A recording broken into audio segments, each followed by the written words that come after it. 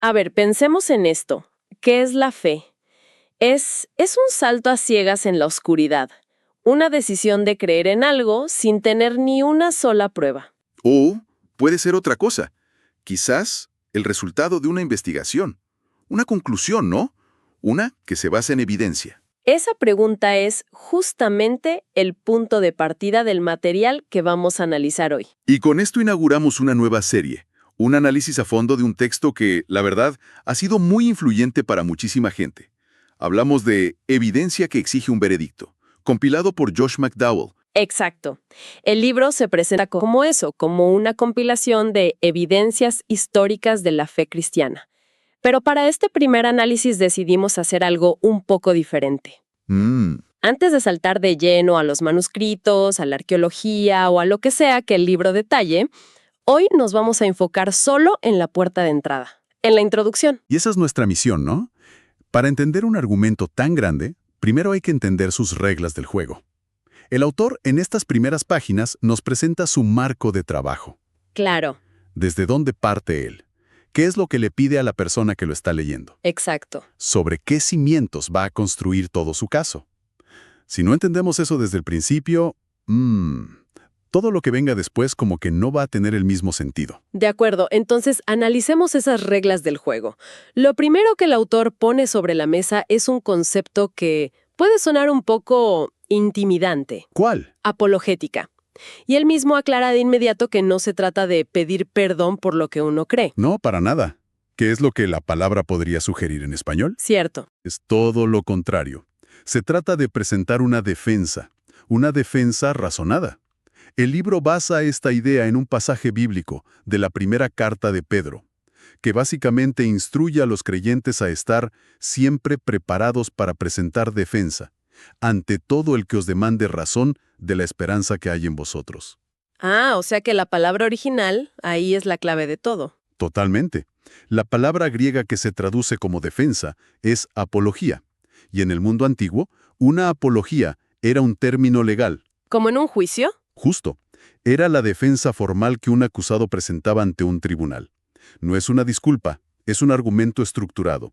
Y el autor conecta esto con su idea central, que el cristianismo no es una filosofía abstracta, sino una religión de hechos. Hechos históricos. Hechos históricos, sí.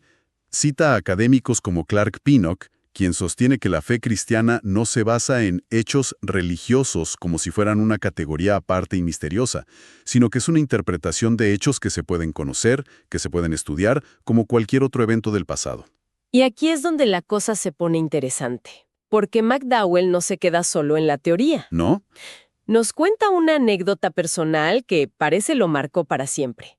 Estaba en la universidad, en un curso de apologética, y para un examen se dedicó a escribir todo lo que él sentía y creía sobre la Biblia. Pensó que le iba a ir increíble. Claro, y el profesor le devolvió el examen con una nota bajísima. Uf. Y le dijo algo que lo cambió todo.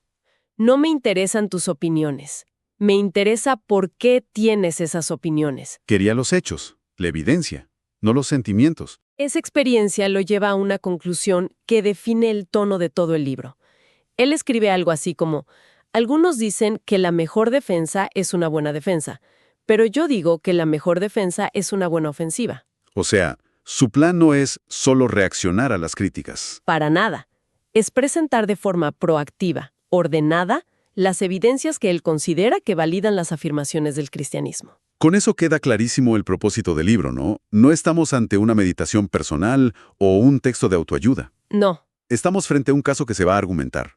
Una apología en su sentido más clásico. Y esto nos lleva a la primera gran distinción que hace, que creo que es el corazón de su argumento inicial. Contrapone dos tipos de fe, la fe ciega y lo que él llama fe objetiva. Rechaza de plano la idea de que para creer haya que cometer un suicidio intelectual.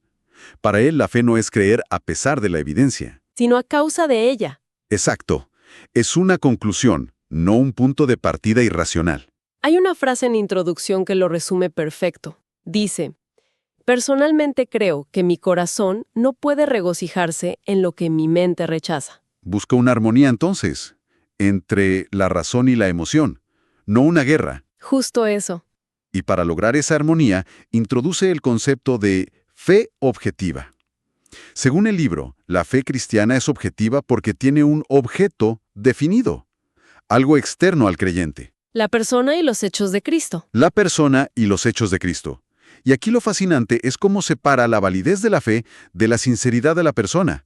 Sostiene que tu fe no es verdadera solo porque la sientas con mucha fuerza. Para explicar esto usa una analogía, que es brutal. Cuenta que un estudiante una vez le dijo que lo único que importaba era la sinceridad con la que uno cree. Y McDowell le respondió pidiéndole que se imaginara a alguien que, con total y absoluta sinceridad, se bebe un vaso de veneno pensando que es una medicina. Wow. La sinceridad no va a cambiar la realidad química del veneno. Claramente no. Esa persona, por muy sincera que sea, va a morir. Exacto. Y es una imagen muy potente. Básicamente está diciendo que las buenas intenciones o la sinceridad son irrelevantes si estás sinceramente equivocada. Sí. Y eso choca de frente con esta idea tan moderna de que tu verdad es lo que importa. Totalmente. Para el autor la fe funciona igual. No importa cuánta fe tengas, sino en qué o en quién depositas esa fe. Y lleva esa lógica un paso más allá. Dice que la sinceridad de un cristiano no tiene más valor que la de un musulmán o un budista. El punto no es la intensidad del sentimiento. El punto crucial, desde su perspectiva, es si el objeto de esa fe es verdadero. Y claro, el resto del libro se propone demostrar, precisamente, la veracidad de su objeto. Ok. Entonces el argumento es que todo se basa en hechos históricos. Pero eso inmediatamente abre una caja de Pandora, ¿no? A ver. Para una persona escéptica, la primera pregunta es, ¿cómo se supone que verifiquemos algo que pasó hace 2 milenios? No es que tengamos videos. Claro. Él sabe que esa es la objeción inmediata. Y su respuesta es que la fuente principal de estos hechos son los testimonios de primera mano. Ajá. El libro afirma que los escritores del Nuevo Testamento fueron testigos oculares de los eventos que narran, o que registraron muy meticulosamente los testimonios de quienes sí lo fueron. Y no lo deja así en el aire, ¿cierto? Ofrece ejemplos del texto. Sí. Para respaldarlo, cita varios pasajes. Por ejemplo, en la segunda carta de Pedro, el autor dice: «No os hemos dado a conocer siguiendo fábulas artificiosas, sino como habiendo visto con nuestros propios ojos su majestad». Con nuestros propios ojos. O el inicio de la primera carta de Juan, que es increíblemente directo, dice: «Lo que era desde el principio, lo que hemos oído, lo que hemos visto con nuestros ojos, lo que hemos contemplado y palparon nuestras manos». Oír, ver, tocar. Es un lenguaje superfísico. Es el lenguaje de un testigo, no el de un filósofo. Pero eso nos lleva de vuelta a la pregunta del millón. Si la evidencia está ahí, en esos testimonios, ¿por qué es tan controversial? ¿Por qué no todo el mundo llega a la misma conclusión? El autor se adelanta a esa pregunta, y es donde la introducción toca un tema clave: el problema de los prejuicios. La conoce que nadie se acerca a un tema como este siendo una página en blanco. Nadie. De hecho, él es muy honesto sobre su propio caso. Admite que empezó su investigación con una carga enorme de prejuicios. Escribe que su método histórico moderno, sus ideas preconcebidas, le impedían siquiera considerar la resurrección de Cristo como algo más que un mito. Para él era imposible, desde el vamos. Exacto. El argumento que presenta es que un investigador no puede declarar algo imposible antes de examinar la evidencia. Cita a otro académico, John Montgomery, que dice que definir la resurrección como filosóficamente imposible antes de investigarla no es ciencia. Es prejuicio. Es prejuicio. Sería como un juez que declara culpable al acusado antes de que empiece el juicio. O sea que, en el fondo, la introducción es también una petición a quien lee. Le está pidiendo que sea consciente de sus propios sesgos. No que crea en los milagros, sino que no los descarte por principio antes de empezar a mirar la evidencia. Es un llamado a la honestidad intelectual. Exacto. Pide suspender el juicio previo para poder analizar los datos. Y es después de establecer todo esto, la necesidad de evidencia, el rol de los testigos, el problema de los prejuicios, que finalmente redefine lo que para él significa la fe. Claro, porque si la fe no es creer sin pruebas, entonces, ¿qué es? Él la contrasta con esta idea tan popular de que la fe es un salto a ciegas en la oscuridad, una noción que a menudo se asocia con el filósofo Kierkegaard. Pero él propone una imagen totalmente opuesta. La describe como un salto hacia la luz. Un salto hacia la luz. Me gusta esa imagen. Sí, La idea es que es un paso de confianza que se da no a pesar de la falta de evidencia, sino precisamente debido a la evidencia que se ha acumulado. la fe se convierte en una conclusión razonable, una que parte de los hechos. Es un movimiento retórico muy astuto, ¿no? Muy. Está reclamando el lenguaje de la razón y la evidencia, que a menudo se asocia con el escepticismo, y lo está convirtiendo en la base de su argumento para la fe. No está pidiendo que la gente abandone la razón. Al contrario, que la siga hasta lo que él considera su conclusión lógica. Y de nuevo lo ancla en su propia historia. Cuenta que su proyecto inicial era viajar por el mundo para refutar el cristianismo, para reunir las pruebas de que era un engaño. Y afirma que fue en ese proceso de investigar la evidencia que llegó a la conclusión contraria y se convirtió en creyente. Su fe, según él, fue el destino final de su escepticismo. Lo cual nos deja con una última pregunta, que la introducción se encarga de responder. Si la evidencia es tan sólida como el autor afirma, ¿por qué hay tanta gente que la rechaza? Y aquí es donde el argumento da un giro. Se aleja de lo puramente intelectual. ¿Sí? Aquí es donde habla de lo que él llama excusas intelectuales. Sugiere que el rechazo, a menudo, no es un problema de la mente, Es de la voluntad. es de la voluntad. No es un no puedo creer, sino un no quiero creer. Identifica 3 razones principales para este no quiero. La primera es la ignorancia. Sencillamente la gente no conoce la evidencia que, según él, existe. Y este libro, claro, se presenta como la solución a esa ignorancia. La segunda razón que menciona es de tipo moral.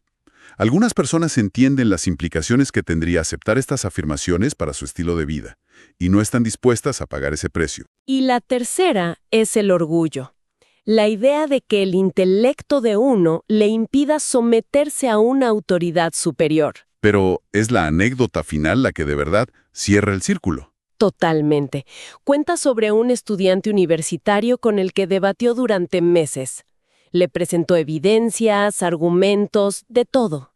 Y al final de una larga conversación, el estudiante le confiesa: toda la evidencia que me ha estado dando no responde a mi verdadero problema. Y cuando McDowell le pregunta cuál es su problema real, él admite que si aceptara todo eso, tendría que cambiar radicalmente su estilo de vida. Y no quería hacerlo. No. Con esa confesión, el autor cierra el caso.